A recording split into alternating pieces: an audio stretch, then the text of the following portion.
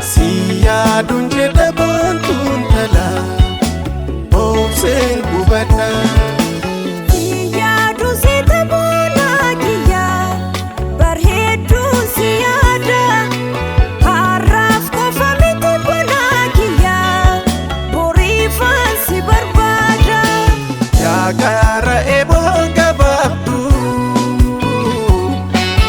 Jilman sareko warani Malbashani kona yadu Jiba male gargarbani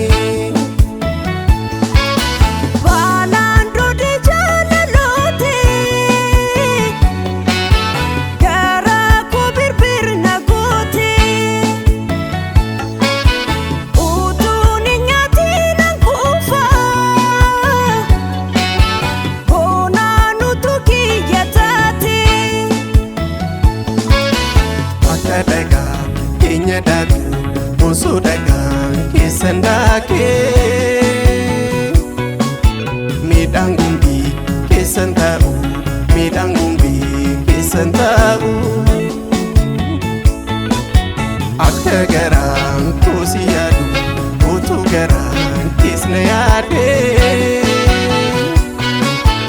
Idamudi kirantau Idamudi kirantau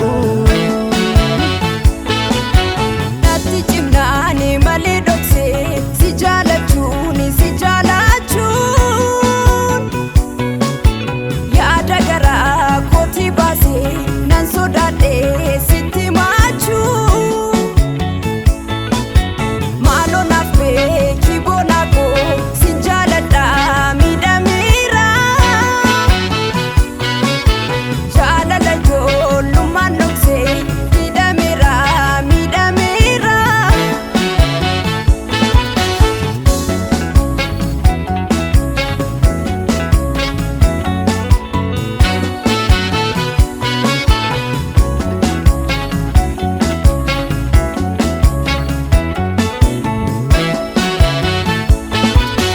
Ya gadisa balacheka Dagala mure wadeko Nala fifta malam beka Abachambule dabeko Naatti cima maalan beeka Onneen jaalalaas na dhiiga Anis halkan ciiseen bulle Yaanni koo sitti na fiiga Ijanna lalti gara bibirna kote shankituun tiya Angaru garaan koo baay'ise hawa Utuu seena bira oolte na gammachiifte tuutiin tiya Jaalalli keeka ama guutuu na buutuu je sabboonaa kiyya maaligaa si malee yaadu sammuu koo jaalalaan na dhochiite nama raachite tokkichaa kiyya. Utuu isheenis kolkolfiite biqilleen kun kan kutaate shankituun tiya Maalega nanamatu jaalallee koo yaashee garruun nana nyaate jaalalleen tiya Mee anaatti maddu maaloo akkamuma akkamsifta'u yaa shakkaa kiyya maal wayyaa du'uyyuu siinala yaadu sirraatti addaan hin bahu tokkichaa kiyya.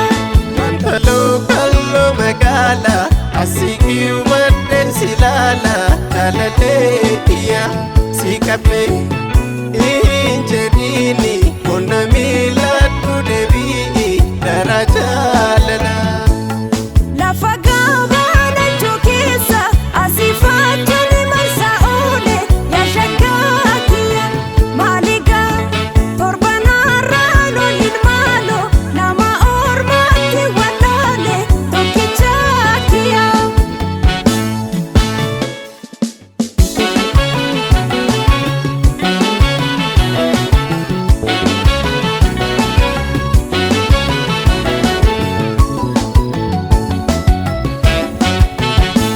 Yaadame tole, yaadame tole, yaadame tole, yaadame tole. Egaa maal wayyaa yaa shakeetiya yaa shakeen afaan aananii.